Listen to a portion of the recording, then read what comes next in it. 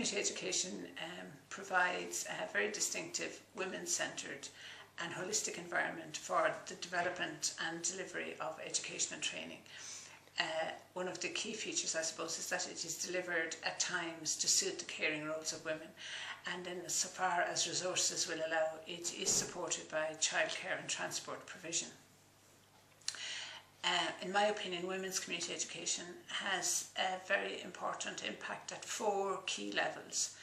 The first one is around the education and training itself, the model of delivery, the teacher as a facilitator rather than a teacher, the peer learning that takes place, the supporting and enabling of women to progress to mainstream education and training, which they wouldn't have been able to do without this support.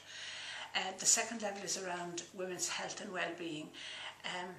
Women participating in community and education training courses get a sense of belonging and an enhanced sense of competence and confidence really in their own capacity to participate and to contribute and to take action. That greatly supports women's sense of empowerment.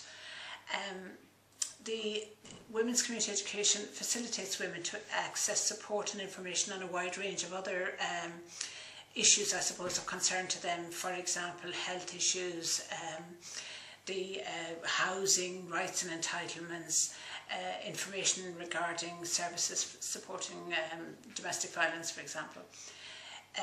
Another area where women's community education is very important, it's around the whole social and community development. And again, when women from a local community meet together in groups, they can share information, they can come up with ideas for the betterment of their own local community.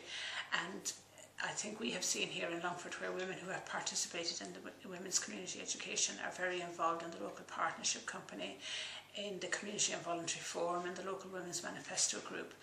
Which leads me then to the final point, is that women's community education is a vehicle for political change for women, because that automatically leads on when women become involved in the issues in the local community, that moves them into the decision making in the local community, and from that into looking at why women are so invisible in the local and national decision making processes.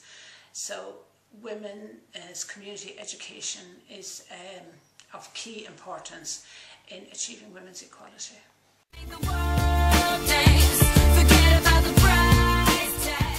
I work with 17 women, mentoring and supporting them during their time on the Community Employment Scheme. As their employment is just for a short period of time, depending on their eligibility, my main focus is that during that time they overcome their barriers and they reach their full potential. For me, the only way possible for the women to achieve this is with the women's community education approach. The women I work with are from different backgrounds. They all have different skills, abilities, barriers and different needs which need to be met in order for them to enjoy working and participating in training.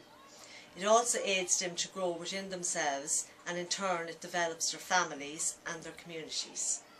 The difference with community education, I find, is it is committed to the participant.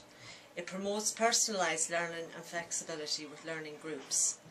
I work with each woman on a one-to-one basis. Through this time the woman recognises her skills and her abilities and the areas that she needs training in. She sets goals. By doing this it gives her a sense of ownership of her plan, and she also feels that she is the master of her own destiny. The community education approach has proven to many women who feared education or felt that they could not achieve certification that anything is possible. It widened their minds, helped them gain employment. It also helped them to look at other areas of employment. Some went into working in childcare on a supervisory level. Some went into work in retail, administration. Also one of the participants went on to work in the domestic violence area, and also one went to work as a creche chef. We just want to make the world